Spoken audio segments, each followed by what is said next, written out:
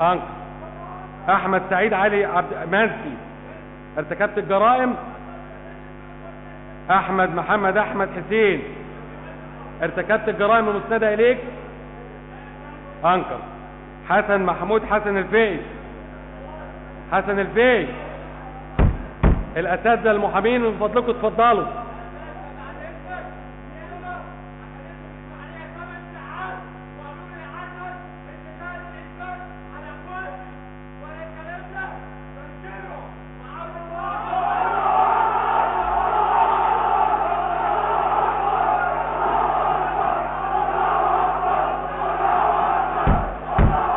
طب خلاص اتفضلوا، خلاص اتفضلوا.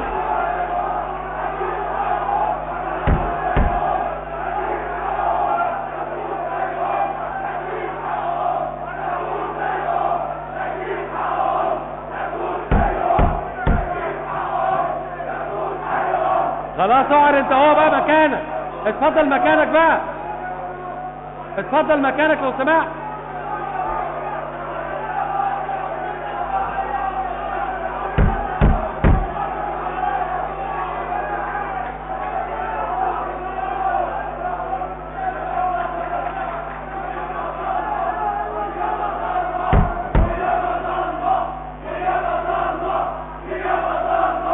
رفعت الجلسة، رفعت الجلسة.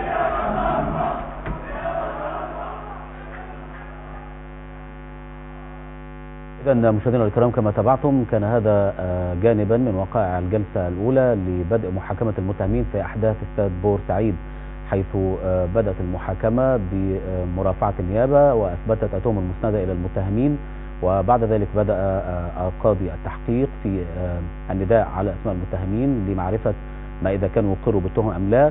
ثم حدث هذا التطور الذي ربما نتابع الآن صورة حية منه من داخل المحكمة، حيث رفض المتهمون المدنيون إذا صح التوصيف هذه الاتهامات وحملوا الأمن مسؤولية ما جرى، مما اضطر قاضي التحقيق إلى رفع الجلسة في هذه الأثناء. وأيضا كما تابعتم معنا قبل لحظات قليلة من رفع قاضي المحاكمة الجلسة، ندد المتهمون المدنيون إذا صح التوصيف مرة أخرى بالنيابة التي قرأت أو عرضت الاتهامات واتهموها بأنها ظالمة طبقا لتوصيفهم. الآن هذه صورة حية كما نتابع، ربما كما نتابع أيضا هناك فاصل ما بين قيادات الأمن المتهمين في هذه الأحداث وبقية المتهمين. لافت النظر أيضا مشاهدينا الكرام هذا الشعار الذي ردده هؤلاء المتهمون، ينجيب حقهم ينموت زيهم، في إشارة واضحة إلى تضامنهم مع ضحايا هذه الأحداث وتأكيدهم من وجهة نظرهم على براءتهم من هذه التهم المنسوبة إليهم، والتي ربما هذه الشعارات تؤكد هذا المعنى أو هذا المضمون. الآن الجلسة رفعت ولا ندري إذا كانت ستعود للانعقاد مرة أخرى أم لا، ولكن هذه صورة حية مباشرة من مقر المحاكمة في التجمع الخامس، تحديدا في أكاديمية الشرطة بالتجمع الخامس.